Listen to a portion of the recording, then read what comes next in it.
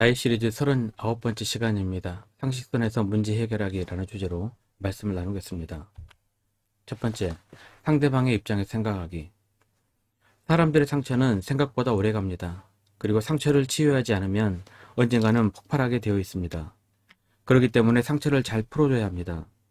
억울한 일 있으면 용서를 빌어야 합니다. 또한 상처받은 자 입장에서 문제를 해결해줘야 합니다. 그래야 미래에 더 불행한 일들이 줄어드는 것입니다. 대한민국에서도 많은 사람들이 상처를 받고 있습니다. 대부분은 가려져 있어 잘 알지 못합니다. 하지만 우리에게 잘 알려진 일도 있습니다. 먼 국민이 알고 있는 위안부 문제입니다. 이 문제도 상처받은 여인들 입장에서 문제를 풀어야 합니다. 일본도 더 진실한 사과를 해야 할 것입니다. 문제를 당하지 않은 정부가 문제를 자신들 입장에서 해결할 수는 없는 것입니다.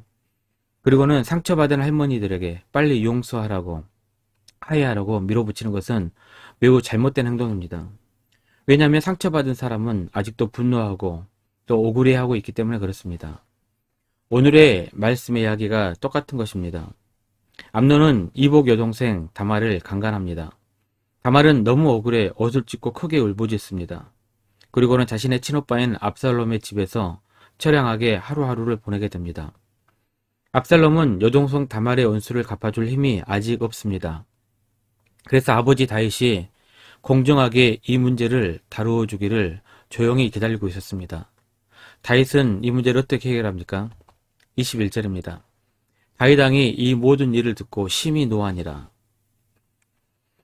자기 가정 가운데 이러한 근친 강간의 사건을 보고 다윗은 매우 분노합니다.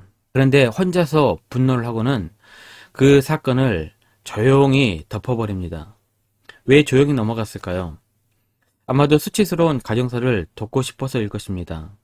또 두 번째로는 장남인 암논을 추궁하면 왕권이 흔들릴 수 있기 때문에 아마 조용히 덮고 넘어간 것 같습니다. 자, 이렇게 조용히 덮고 넘어갔을 때 누가 상처를 받게 됩니까? 다말과 압살롬입니다. 그러면 누구 입장에서 이 문제를 해결해야 됩니까? 다말의 입장에서 풀어주어야 문제가 해결이 됩니다. 그런데 다윗은 자신의 입장에서 그리고 왕권을 이어받을 장남 암논의 입장에서 문제를 조용히 덮어버립니다. 이것이 바로 다윗이 문제를 해결했던 실수였습니다. 사랑하는 성도 여러분, 모든 문제는 상처받은 사람 입장에서 해결하는 마음을 품어야 합니다. 이것이 바로 이웃사랑의 실천입니다. 상대방의 입장에서 문제를 바라볼 수 있는 시선을 기르는 우리 교우들이 되었으면 좋겠습니다. 두 번째, 상식선에서 문제 해결하기. 상처를 해결하지 못하면 그 상처는 언젠가는 반드시 폭발하게 되어 있습니다. 23절입니다. 만 2년 후에 에브라임 곁 바알 하솔에서 압살롬이 양털을 깎는 일이 있음에 압살롬이 왕의 모든 아들을 청하고. 만 2년 후에라는 말로 시작합니다. 2년이라는 시간은 굉장히 긴 시간입니다. 사람은 2년 동안 많은 것을 잊어버립니다.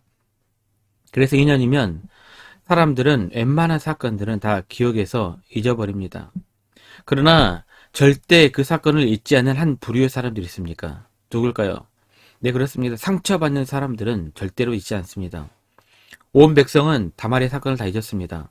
대신들도 잊었고 다윗도 다말의 사건을 잊었을 것입니다. 심지어는 상처를 줬던 암논도 그 사건을 다 잊어버립니다.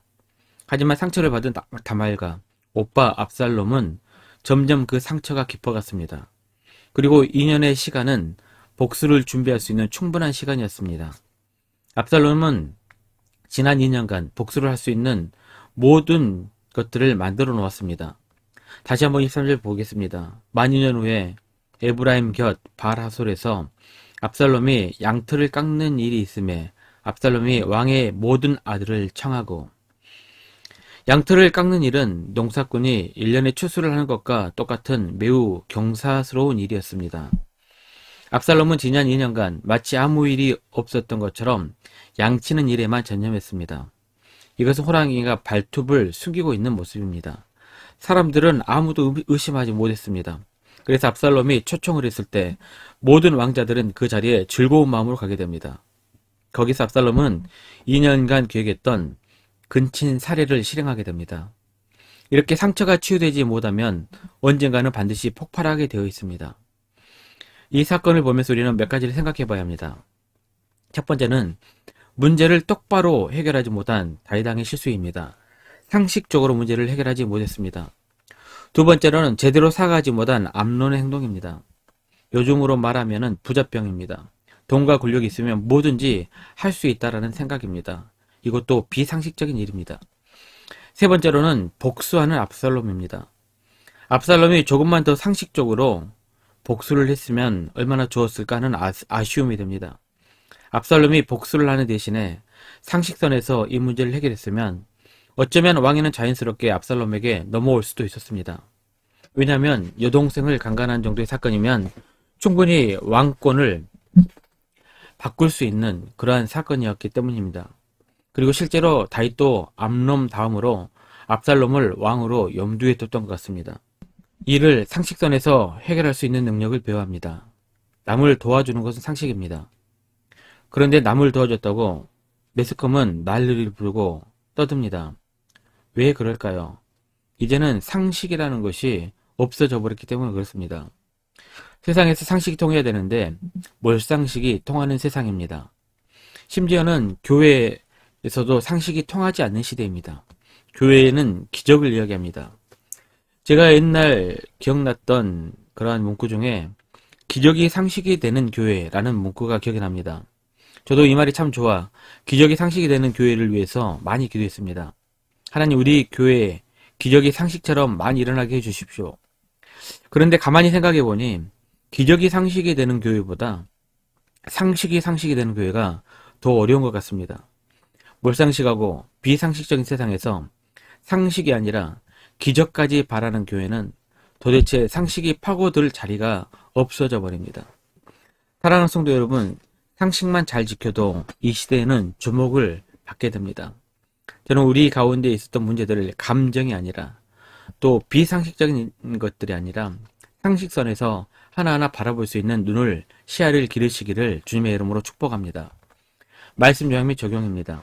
첫 번째, 상대방의 입장에서 생각해야 됩니다. 특히 상처받은 사람의 입장에서 문제를 해결해 나가는 방법을 배워야 됩니다.